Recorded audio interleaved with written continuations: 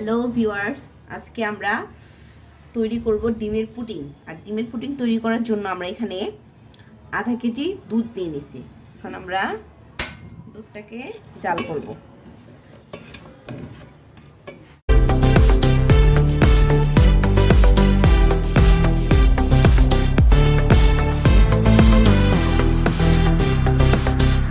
Hello viewers, welcome to our channel. আজকে আমরা তৈরি করতে যাচ্ছি ডিমের পুডিং। আর ডিমের পুডিং তৈরি করার জন্য আমরা আধা লিটার দুধ নিয়ে নিয়েছি। আর আধা লিটার দুধ আমরা জাল করতেছি, দুধ ব্লক আসা পর্যন্ত অপেক্ষা করব। আমাদের দুধে ব্লক আসলেও এটা দুধ অনেকক্ষণ জাল করতে হবে। জাল করে দুধটা 1 পোয়ার থেকেও কম করে নিতে হবে। দেখা যাক আমরা কতটুকু করতেছি। আমাদের দুধটাতে ব্লক চলে আসতেছে।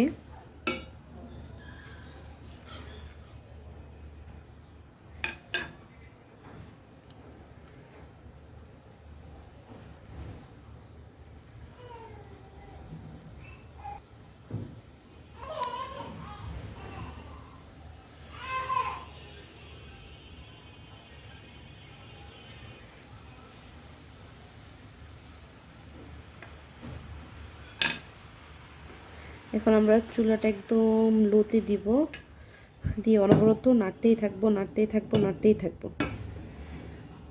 আমাদের দুধটাকে একদম অল্প করে ফেলতে হবে, জ্বালায় একদম অল্প করে ফেলতে হবে। আমাদের পুডিংয়ের জন্য দুধটাকে অনেক ঘন করতে হবে। যত ঘন করবেন অতই পুডিংটা সুন্দর হবে। আমরা আজকে ছোট্ট একটা পুডিং বানাবো।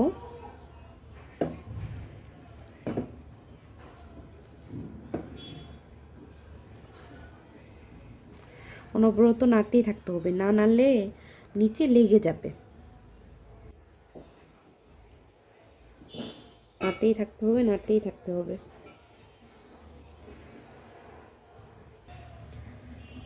নাড়তেই আসি। দুধটা এই যে অনেকটা ঘন হয়ে আসছে। আমাদের অনেকটা ঘন করতে হবে দুধটাকে।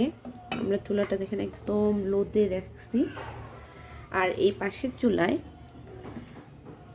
আমি একটু সুজি রান্না করব। আমার একটা ছোট বেবি, আমার বেবিটার জন্য আমি একটু সুজি রান্না করব। সুজি রান্না করার জন্য আমি চুলায় একটু ঘি দিয়ে দিলাম। ঘিটা একটু বেশি গরম হয়ে গেছে, আমি চুলাটা বন্ধ করে দিচ্ছি। একটু নেড়ে দিব। আমি এখানে এখন সুজিগুলো দিয়ে দিব। সুজিগুলো দিয়ে নাড়তে থাকবো। হালকা ভাজবো সুজিগুলা, খুব একটা ভাজবো না।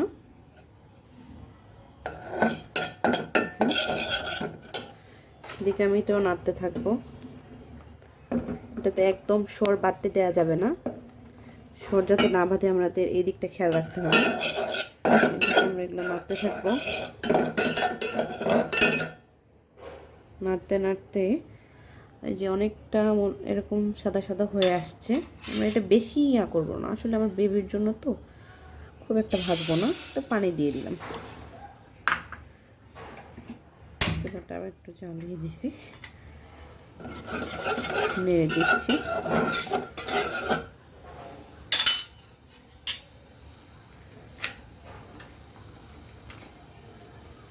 আমি এখন একটু দুধ দিয়ে দিব।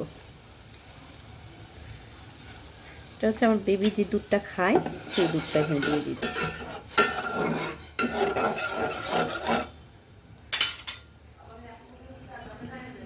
এদিকে আমরা নাড়তেই আছি। আমাদের দুধটা হইতেই আছে।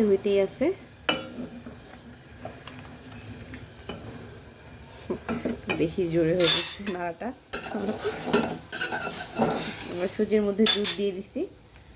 সুজিটা একটু মনে হচ্ছে আর একটু দুধ দিব, এবং আরেকটু পানি দিব আমরা সুজি। আমার বেবি সুজিটা হয়ে আসতেছে। এখন আমরা এর মধ্যে একটু লবণ দিয়ে দিব। এখন দিয়ে দেব একটু চিনি।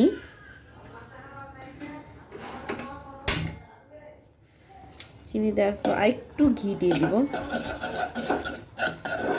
ছোটো বাচ্চাদের যত পারবেন ঘি খাওয়াতে খুবই উপকার। ঘি, চিজ, বাটার, তেল যেটাই খাও বাচ্চাদের জন্য সবটাই উপকার।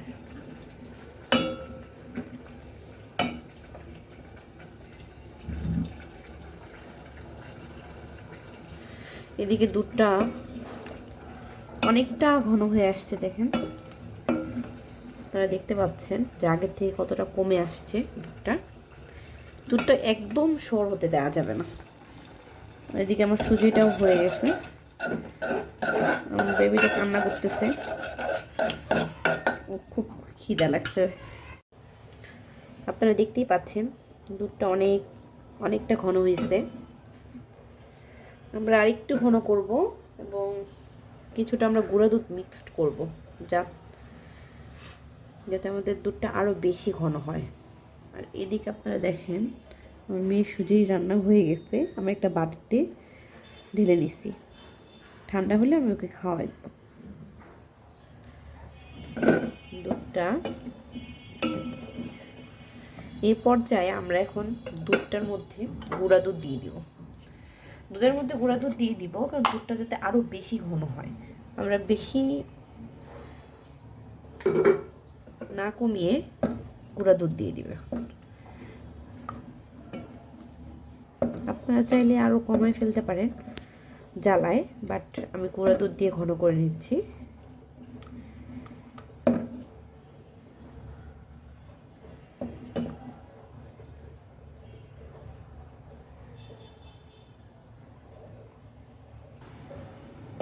দেখুন আমাদের দুধটা একদমই ঘন হয়ে গেছে, একদম পারফেক্ট হয়ে গেছে। আর এই যে একটু গুঁড়া দুধ দেওয়ার কারণে দানা দানা হয়েছে, ভালো মতো ইয়া করলে এটা ঠিক হয়ে যাবে, সমস্যা নেই।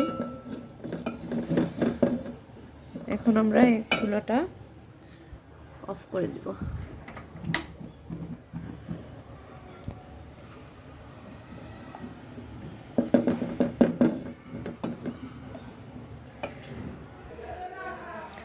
এখন আমরা একটা বাটিতে 3টা ডিম নিয়ে নিলাম,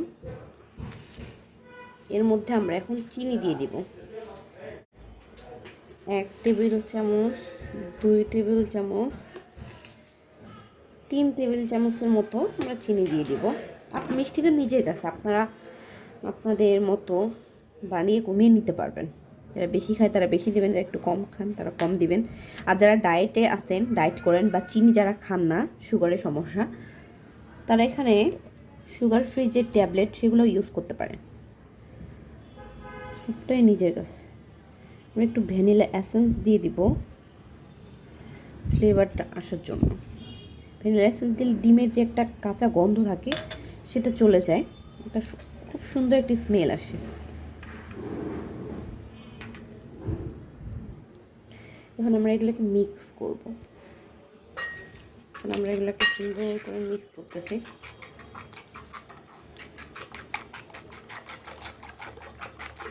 যতক্ষণ না চিনিটা মিক্স হবে ততক্ষণ আমরা নাড়তেই থাকবো, কিন্তু পুরোপুরি না, হালকা মনে করেন অর্ধেকের বেশি চিনিটা মিক্স হয়ে গেলে একটু বাকি থাকলেও সমস্যা নেই। আমাদের কাজ হচ্ছে সুন্দর করে মিক্স করা।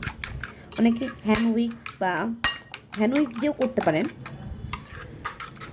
আমার হাতের কাছে এখন হ্যান্ড উইক্স নেই, তাই আমি চামচ দিয়ে করে ফেলতেছি। কাঁটা চামচ দিয়ে করলেও ভালো হয়, বাট যে কোনো একটা চামচ দিয়ে করলেই হয়, যার যার কাছে।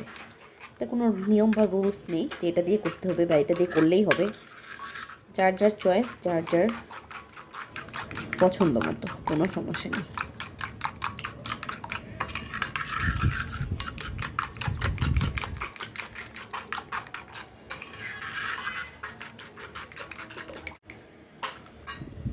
এখন আমরা এটার মধ্যে সেই জাল করে রাখা দুধটা অ্যাড করে দিব। দুধটা কতটা ঘন হয়েছে, দুধটা অ্যাড করে দিলাম। আবার মিক্স করতে হবে ভালো মতো।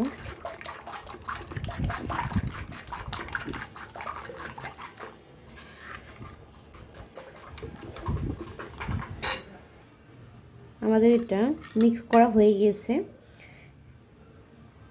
এখন আমরা চুলায় একটা কড়াই বসাই দিছি। এই কড়াইয়ের মধ্যে আমরা একটু চিনি দিয়ে দিই। আমরা একটা ক্যারামেল তৈরি করব। ক্যারামেল তৈরির জন্য চুলায় চিনি দিয়ে দিব। চিনি দিয়ে অনবরত নাড়তেই থাকতে হবে, নাড়তেই থাকতে হবে, নাড়তেই থাকতে হবে।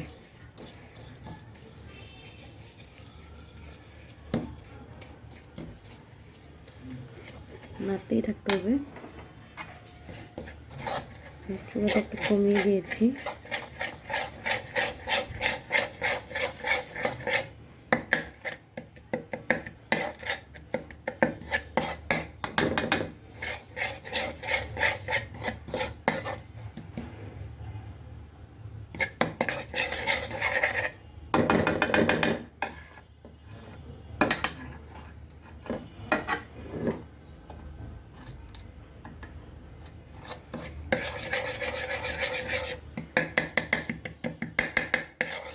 আমরা একটু কালারটা চেঞ্জ হয়ে আসা পর্যন্ত নাড়তেই থাকবো।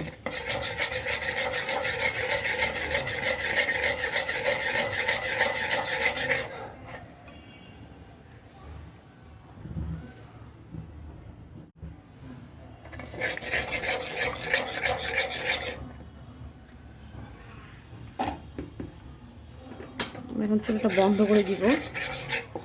আমাদের ক্যারামেলটা একদম রেডি হয়ে গেছে। আমরা ক্যারামেলটা এখন এই পাত্রে ঢেলে দিব। যে পাত্রের মধ্যে আমরা ক্যারামেলটা আমরা এই বাটির মধ্যে ঢেলে দিয়েছি। এটা সেট হওয়ার জন্য আমরা কিছুক্ষণ অপেক্ষা করব। 1-2 সেকেন্ড বা 2-3 সেকেন্ডের মতো অপেক্ষা করব।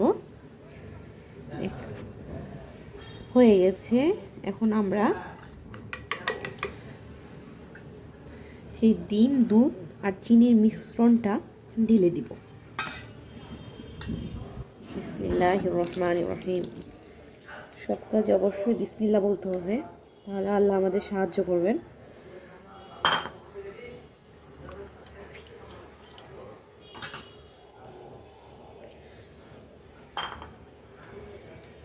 এদিকে আমরা প্রেসার কুকারের মধ্যে পানি গরম করতে বসিয়ে দিয়েছি। যে পানিটা ফুটতেছে, এটার মধ্যে আমরা বাটিটা বসিয়ে দিব। এই গরম পানিটার মধ্যে আমরা বাটিটা বসাই দিছি। এখন ঢাকনাটা দিয়ে বসাই দিয়ে ঢাকনাটা লাগিয়ে দিয়েছি। এখন চুলাটা একদম লোতে দিয়ে দিয়েছি। প্রথমে একটু জোরে থাকলে হবে, আস্তে আস্তে আমরা একটু লোতে করে দিব চুলাটা। এখন আমরা প্রেসার কুকারে ঢাকনাটা লাগিয়ে দিব। প্রেসার কুকারে ঢাকনাটা লাগিয়ে দিয়েছি। দেখেন আপনারা চুলাটা একদম লোতে আছে। আমরা এখন 20 থেকে 30 মিনিট অপেক্ষা করব। অপেক্ষা করে দেখি 20-30 মিনিট পরে ফিরে আসতেছি। ঠিক 35 মিনিট লাগছে আমাদের এটা হইতে। আমরা 35 মিনিট পর চুলাটা বন্ধ করে প্রেসার কুকারটা ঠান্ডা করে, অনেকটা ঠান্ডা হয়েছে, এটা খুলে ফেলছি। এখন আমরা বাটিটা বের করে পুডিংটা বের করব। এই অবস্থায় বাটিতে এখন আমরা থালার মধ্যে ঢেলে নিব।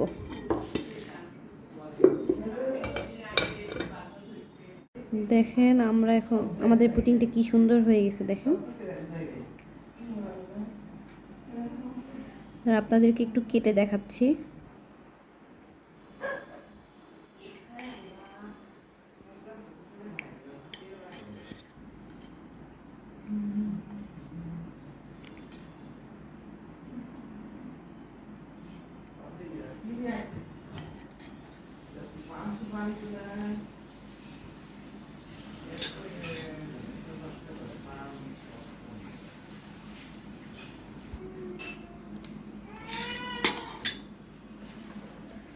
দেখেন, আপনাদেরকে একটু কেটে খেয়ে দেখাচ্ছি।